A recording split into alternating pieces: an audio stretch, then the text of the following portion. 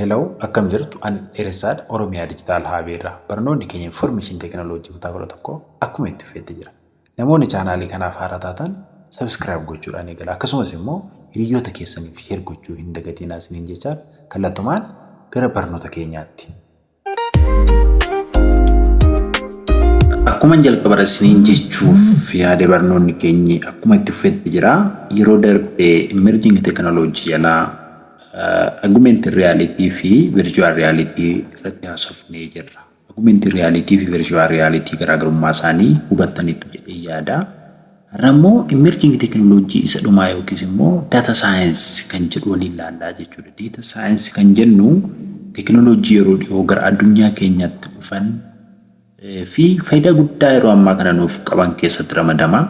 Innis immoo data science kan jennu sammuu keenya keessatti wanti nuti qabachuu qabnu barumsa keenya osoo eegaliini akkuma beekamu daataa jechuun raw factidha jenneera. Raw factiin kun immoo organizationota garaagaraatiin sekendiidhaa gara sekendiitti parsantii baay'ee yookiis immoo parsantii hedduun generate ta'aa oolaa jechuudha. Fakkeenyaaf baankii osoo deemne amma customer daataan daqiiqaadhaa sekendiitti baay'ee generate ta'a. Akkasumas immoo social media kan osoo ilaallee amma jechuudha.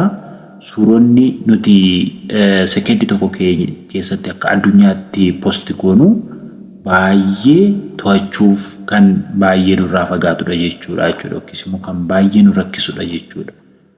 Misaayyuu namoonni addunyaa kanarra biliyeena meeqa ta'an Facebook fayyadaman jiru.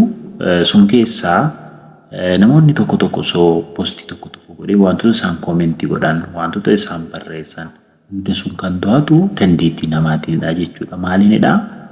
Data science kan jennu kanaan manage goonaa jechuudha. Data science kan jennu kanaan manage goona. Kanaaf data science kuni emerging technology jalaati tokkodha jechuudha. Kanaaf mee kallattumaan gara barnoota keenyaatti haafofnu.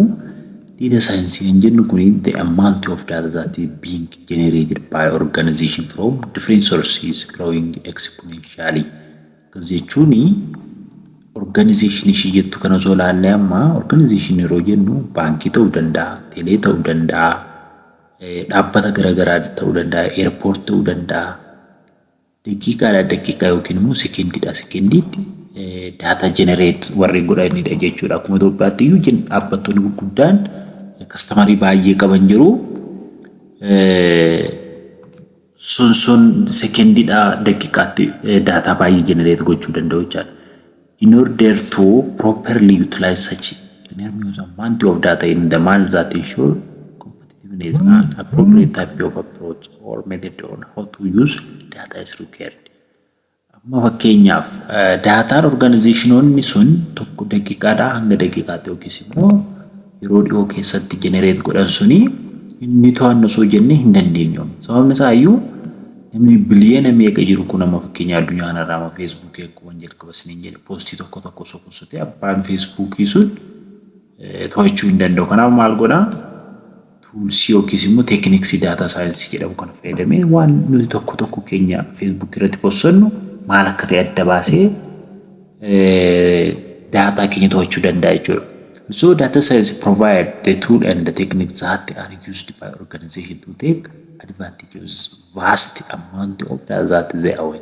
Vast yeroo jennu fakkeenyaaf baay'ee isa jennuuti iyyuu olitti vast amount of data baay'ee jennee kan ibsinu iyyuu olitti to'achuudhaaf kan nu gargaaru kun data scienceedha jechuudha. So provide tools and the techniques that are used by organization to take advantage of vast amount of data. ስለዚህ kanaaf jechuudha data science kun toolsota ittiin vast amount kana to'annu kan nu dhiyeessu yookiin immoo teekniksii kan nu dhiyeessu algoritmota garaagaraa fayyadamnee wantoota sun to'achuuf kan nu gargaaru jechuudha. So data science a blend of tools argitanii amma tools tokko a blend of tools algorithm lama machine learning principle used to discover and extract hidden patterns. Argitanii amma fakkeenyaaf data science wanti jennu kun immoo qofaasaa dhaabbatee miti kan jechuudha. Wantoota amma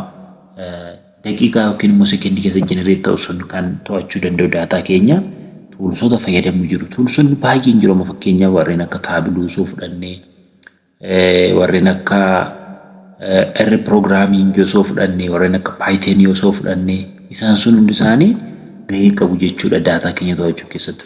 Akkasumas immoo algorithm kan jennu jira jechuudha. Algorithm jechuun step by step to solve the problem jennee konseptii kana beeknaa jechuudha. Akkasumas immoo algorithm kan jennu immoo gara deep learning algorithm gara machine learning algorithm itti dhufnee warreen kana tools irratti idaanee akkasumas immoo machine learning itti daballee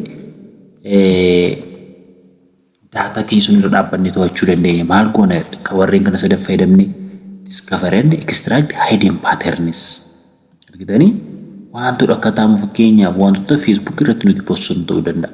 Guyyaa guyyaatti fakkeenyaaf Itoophiyaa commercial bank of Itoophiyaa osoo fudhannee guyyaatti nama meeqa qarshii baasa guyyaatti nama meeqatu qarshii gachuu danda'a. Sun hundaa daataa namoota hunda kanaa osoo nuti daataa saayinsii fayyadamna ta'ee haala salphaadhaan to'achuu dandeenya jechuudha. Yookiin immoo humna namaa immoo baay'ee fayyadamu kana haala salphaadhaan daataa saayinsii fayyadamnee bakka nama baay'ee hojjechiisuu dandeenya jechuudha. Kanaaf it is an interdisciplinary field that include areas such as statistics. Data science kan jennu kun immoo eenyuurraa dhufe?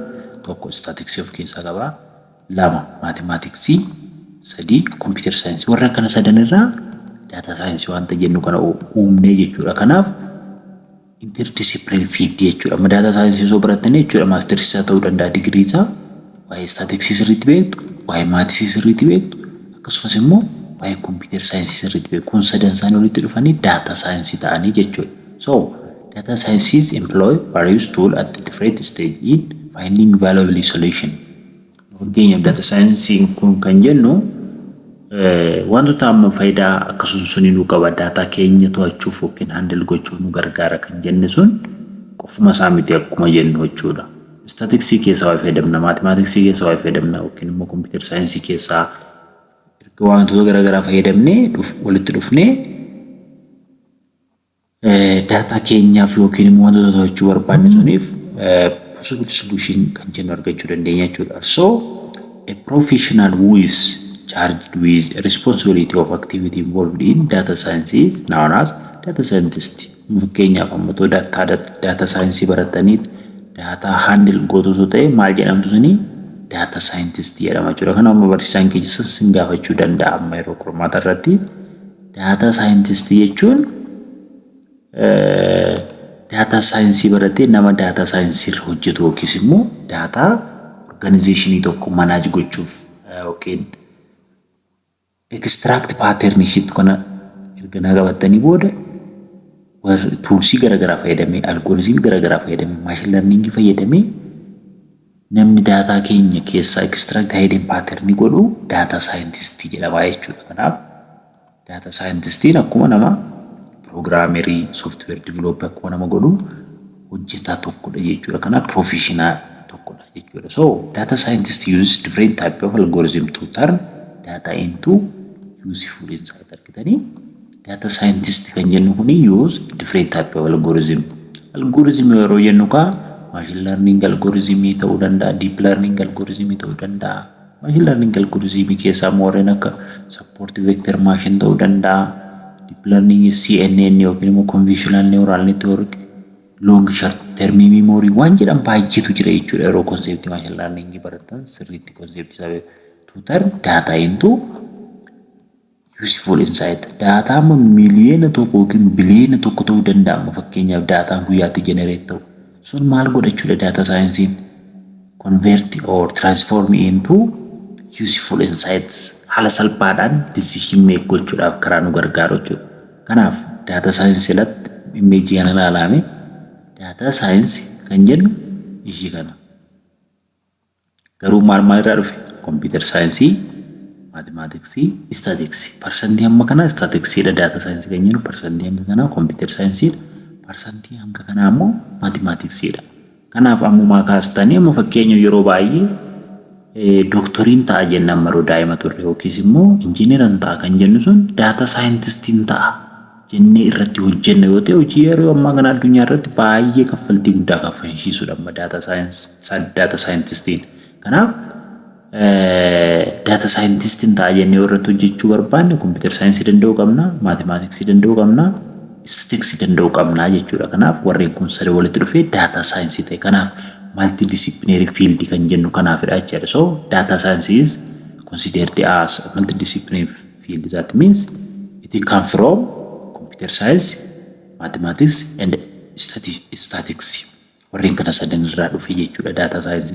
So the concept of big data is strongest with data science. Big data achi keessatti wanti nu hubachuu qabnu big data hubachuu qabna jechuudha. Strongest with data science.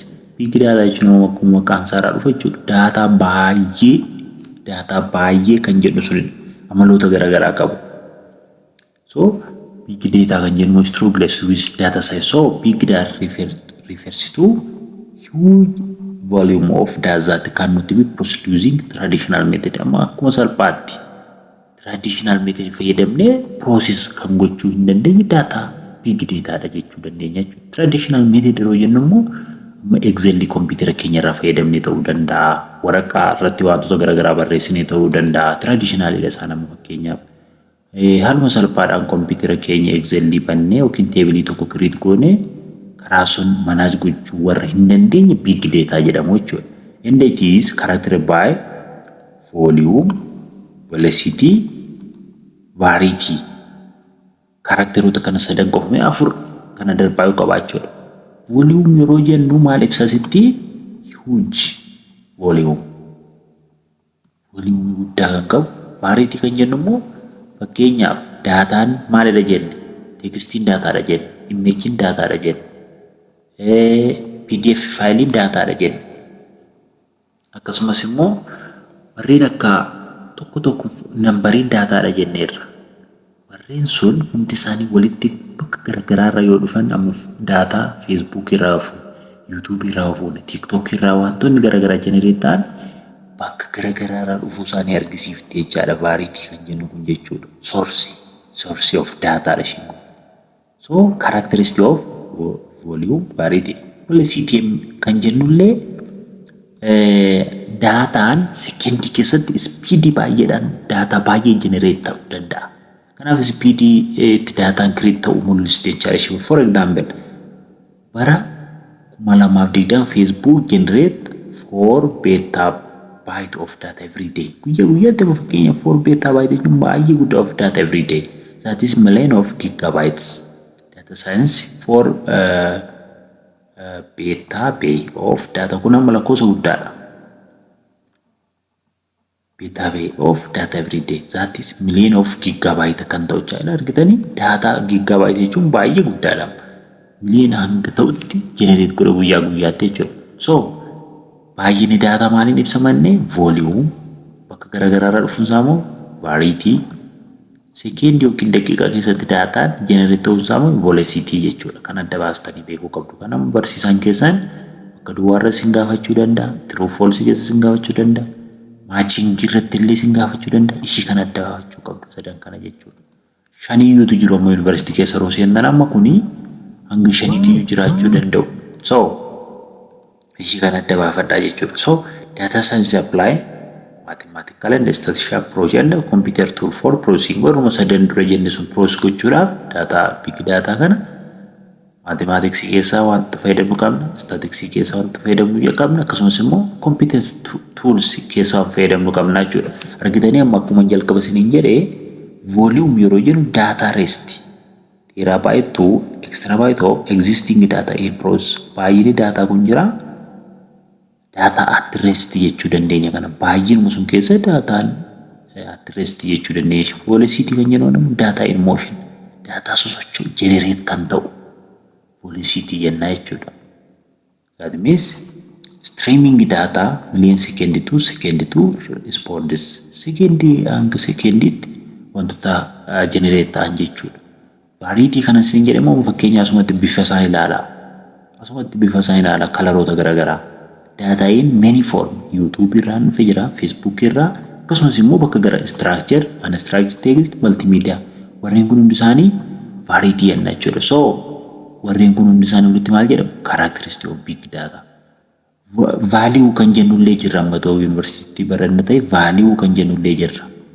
Value kan jennus immoo faayidaa big data hundi sun nuu qabu kan mul'istudha jechuudha.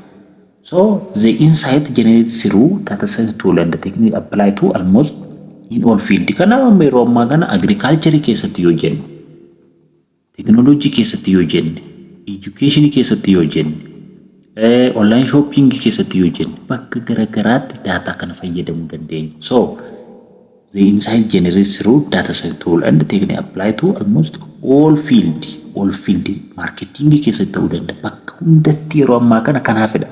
Data scientist kan jennu sun akka addunyaatti kan baay'ee barbaadamaa ta'e jechuudha. In manufacturing ta'uu danda'a. For example, data science can be used to forecast product demand. Argitanii manufacturing keessatti amma fakkeenya wantoota oomishni tokko keessatti waa predict gochuuf data fayyadamuu dandeenya jechuudha. Data baay'ee generate goonirra dhaabbanneet waa oomishni tokko generate gochuu dandeenya yookiin immoo predict gochuu dandeenya. That will be used to determine the price amount of raw material. Amma fakkeenyaaf namni saamunaa oomishu tokko saamunaa 100 har'a gurgurame borummoo saamunaan 500 gurgurame ittaane saamunaan 1000 gurgurame maaltu ta'aa jira jechuudha. Guyyaadhaan dabalaa deema. Namni baay'ee akka saamunaa sun barbaadu forecast gochuu kan dandeenyu data science kanaanii jechuudha. Yookiin immoo predict gochuu kan dandeenyu. Kanaaf saamunaa sun dabalee oomishnaa jechuudha. So data science kun kanaaf emerging technology keessa isa tokko ta'ee warreen kanarraa isa hojjetudha jechuudha. Also price amount of raw materials that need to be ordered. Argitanii borummoo 1500 hojjetama ta'a, achumaan 2000 hojjetama ta'a.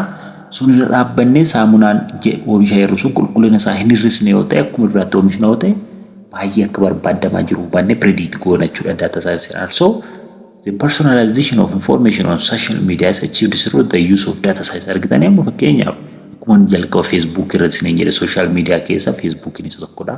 Akkasumas immoo TikTok ta'uu danda'a, YouTube ta'uu danda'a. Amma fakkeenyaaf guyyaa YouTube akkanatti scroll gochaa oolu kana yookiin immoo YouTube yoo ta'uu danda'a yookiin immoo TikTok ta'uu danda'a social media warreen sun nama miti kan taa'e manage godhu.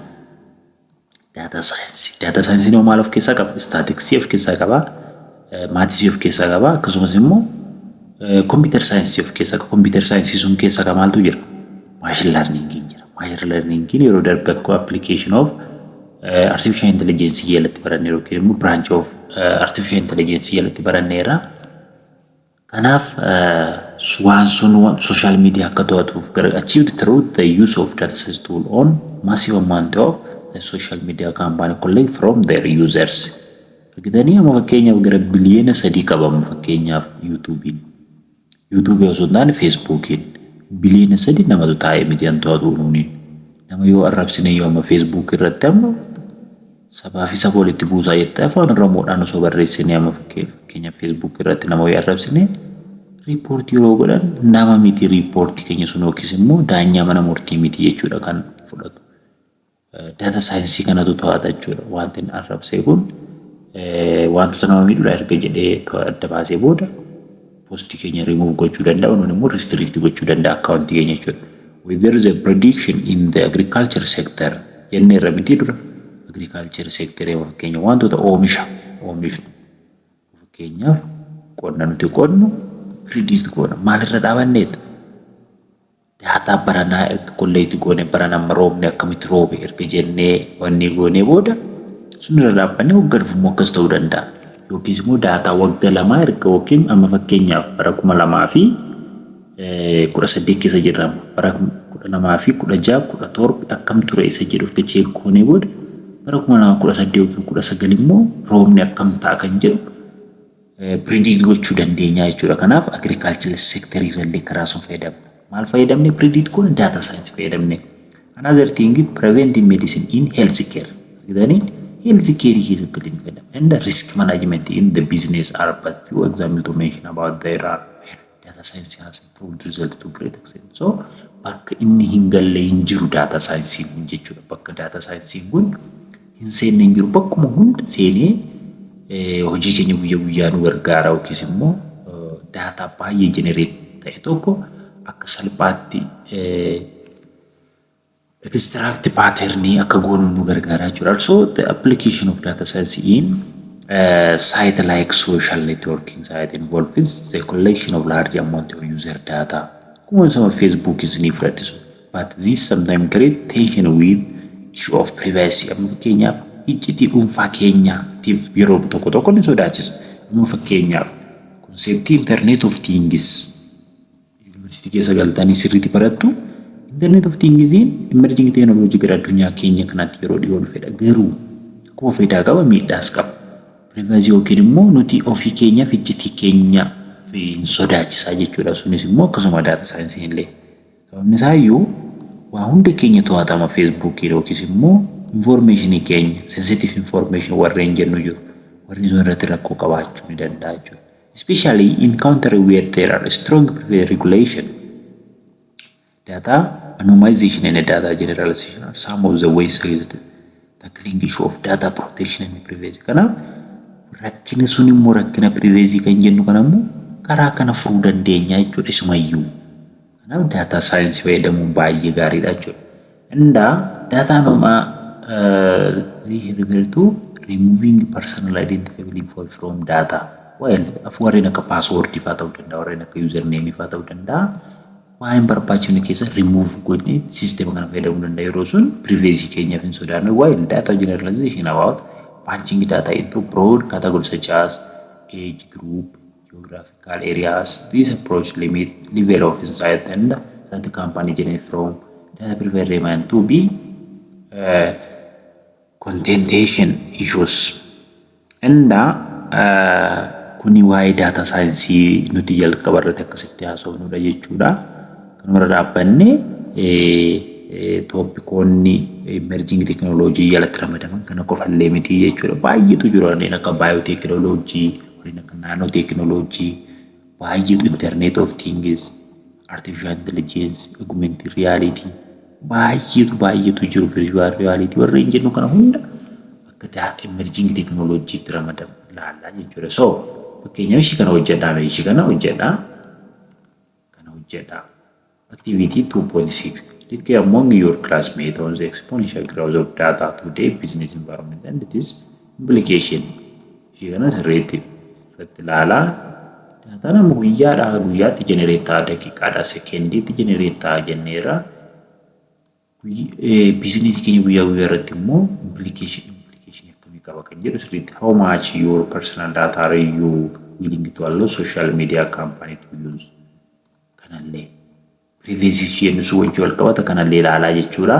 Kanaaf chapteriin kun kana fakkaataa yeroo gaarii qabaanne irra jedhee yaada chapter 2 keessatti next chapter 3 eegallaa jechuudha. Chapter 3 eegaluu keenya dura immoo fedha keessan natti agarsiisaa. Fedha maali? Yeroo darbe amma review exercise hojjedheen ture chapter 1 review question hojjedheen ture. Review question chapter 2 kanallee hojjennu moo akka hojjennu yoo barbaadan hojjedhu jedhaatinaaf commenti godhaa yookiis immoo akka hojjennuuf fedha natti argisiisa. Yoo hojjechuu dhiifne immoo akkasuma chapter 3 itti fufnaa jechuudha. Garuu chapter kanaaf gaaffii kan akkasii hojjedhu yoo barbaadan hojjedhu jedhaa barreessaa jechuudha. Kan biraa immoo gaaffii warreen kanarra kitaabarra jiran malee chapter 1 keessaallee chapter 2 keessaallee sample question isiniif baasuudhaaf karooran qaba. Sample question yookiin qormaata miiddii keessan irratti yookiin final exam keessan irratti dhufa jedhee kana yaadu isiniif baasuudhaaf karooran qaba. Kanaaf isallee fedha keessan natti argisiisaa isiniin jedha. Kanaaf kan akkasii hojjedhu yoo barbaadan fedha natti argisiisaa. Turtii gaarii isinis immoo yaalaa. Yeroo taanu maalitti fufna jechuudha? Chapter 3 database management. Database management university keessatti illee sirriitti barattu. Kanaaf isa kanallee akka ajaa'ibaatti isin barsiisaa jechuudha. Database management torban dhufutti fufnaa jechuudha. Turtii gaarii hiriyoota keessaniif share godhaa. Subscribe gochuu hin dagatinaa. Yeroo gaarii qabaadhaa.